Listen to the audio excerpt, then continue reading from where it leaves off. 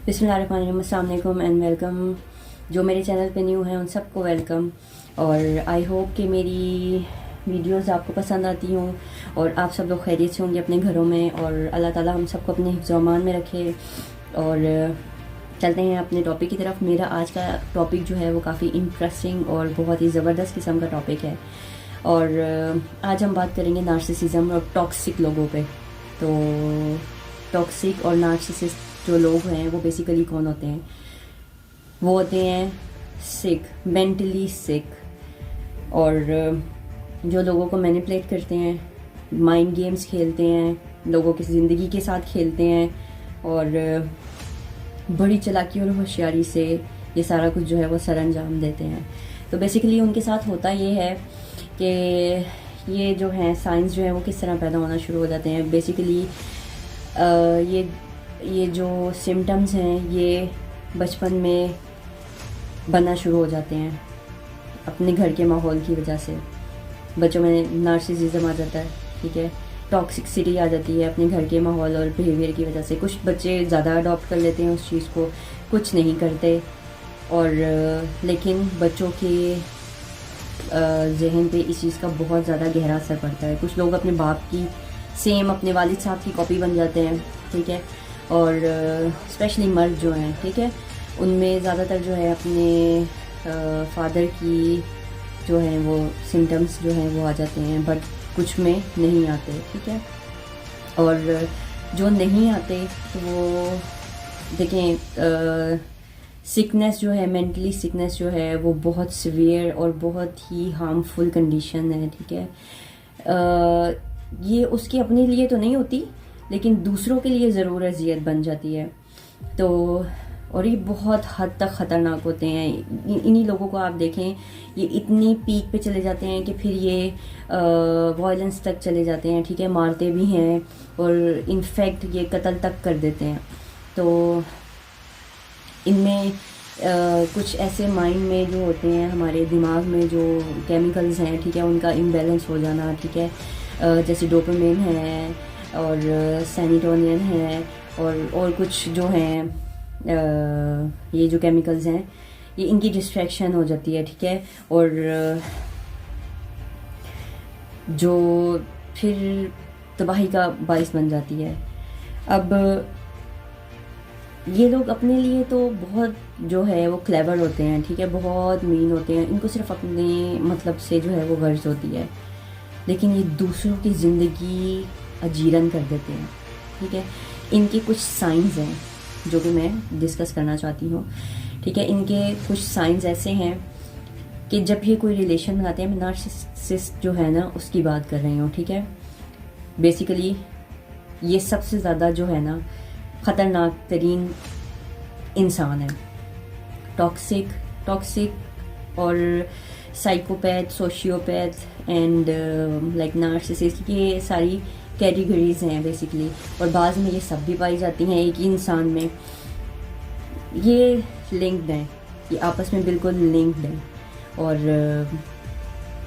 ये सब एक दूसरे को जो है ना, सब एक दूसरे का बैकअप है।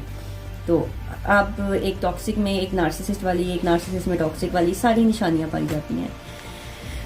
तो सबसे पहली निशानी उसमें ये होगी, जब कोई रिश्ता बनाएगा ना तो उस रिश्ते को बहुत जल्दी बना लेगा, ठीक है, अपने झूठों से। और आप रिश्ते के स्टार्ट में है आपके साथ वो, मतलब आपको जो चाहिए ना, आपको जैसा वो इंसान चाहिए वो बिल्कुल वैसा बन जाएगा। आप कहेंगे आप शेव कर लें, वो शेव कर लेगा। आप कहेंगे आप दाढ़ी रख लें, वो दाढ़ी रख लेगा। आप बाल कटवा लें, वो बाल कटवा लेगा। आप जो कहेंगे ही और शी विल डू दैट, ठीक है। ये नार्सिसिस्ट की सबसे पहला साइन है। और इनको बहुत जल्दी प्यार हो जाता है, लाइक रिलेशन के सेकेंड डे इनको लव हो जाएगा, ठीक है, जो कि एक नॉर्मल इंसान के लिए बहुत लाइक शॉकिंग सी सिचुएशन होती है बेसिकली। तो ये एक रेड फ्लैग है, इसको देखें, ठीक है। ये एक बहुत बड़ा रेड फ्लैग है। अगर उस इंसान को जो आपके साथ रिलेशन में आते ही आपकी हर चीज़ जो है वो एक्सेप्ट करने को तैयार है और उसको आते ही आपसे लव हो गया है, तो ये बहुत बड़ा रेड फ्लैग है।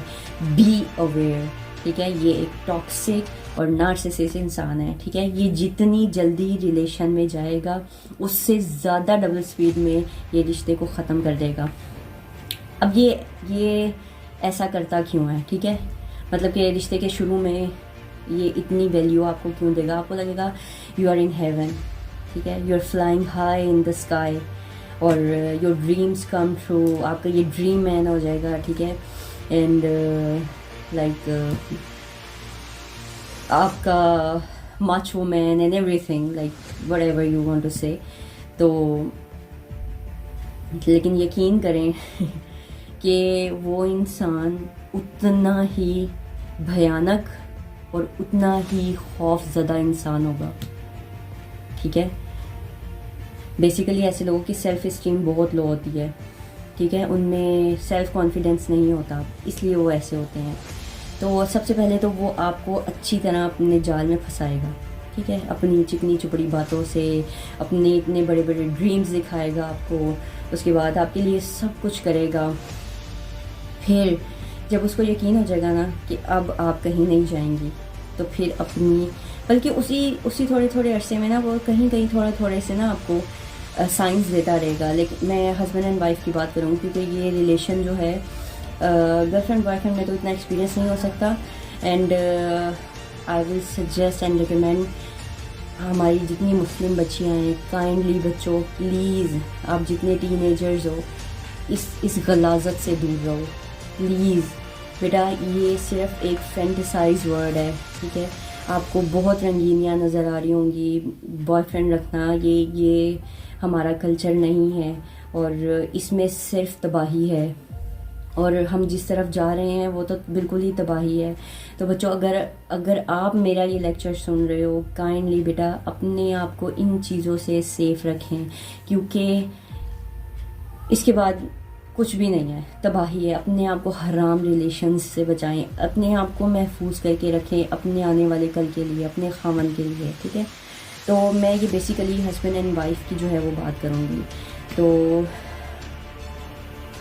पहले तो मतलब बहुत अच्छा दिखा के दरमियान में कहीं ना कहीं अपना आप ज़रूर दिखाता है, ठीक है, लेकिन फिर साथ ही उसको कवर अप भी कर लेगा, ठीक है, ताकि आप कहीं कोई स्टेप ना ले लें, ठीक है।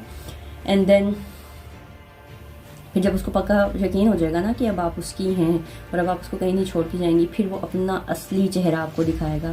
फिर वो असली चेहरा सामने लाने में चाहे उसको 2 माह लग जाएं, 3 माह लग जाएं, लेकिन वो at the end of the day आपके सामने आएगा। बेशक कहता रहे, मतलब उसमें कुछ ऐसी चीज़ें होंगी जो आप कहेंगी कि चेंज कर लें, ठीक है, चेंज कर लें, he will say he I am changing, लेकिन इन रियलिटी वो कोई चेंज नहीं ला रहा होगा, वो स्टिल अपनी उन्हीं चीज़ों पे कायम होगा।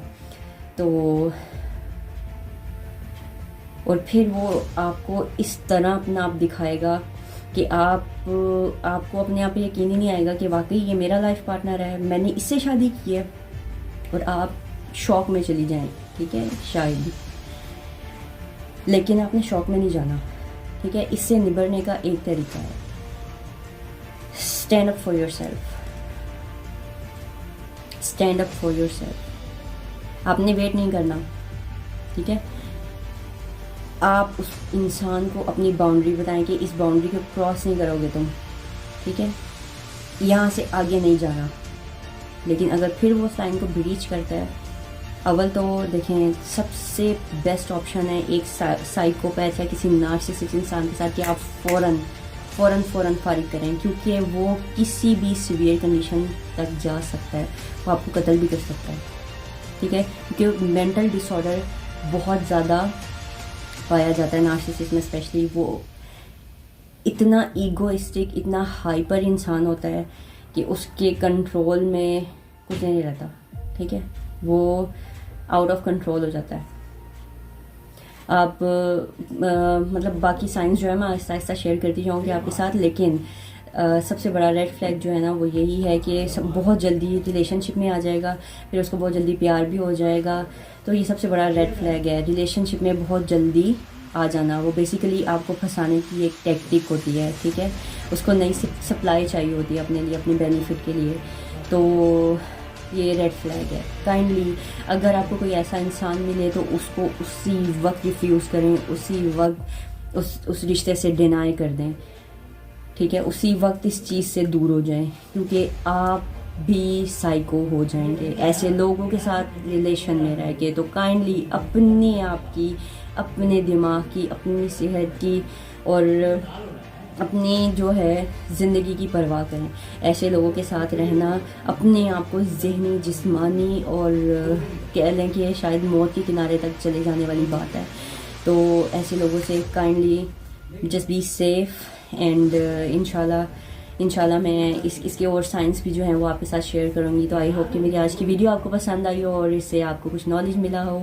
तो मेरी वीडियोस को लाइक करना मत भूलें, मेरे चैनल को सब्सक्राइब मत करना भूलें और प्रेस वाला बेल आइकन, ताकि मेरी आने वाली हर अपडेट आपको फ्री में मिलती रहे और आप मेरे नॉलेज से कुछ हासिल कर सकें। तो इंशाल्लाह मिलते हैं अगली वीडियो में। थैंक यू एंड अल्लाह हाफिज़।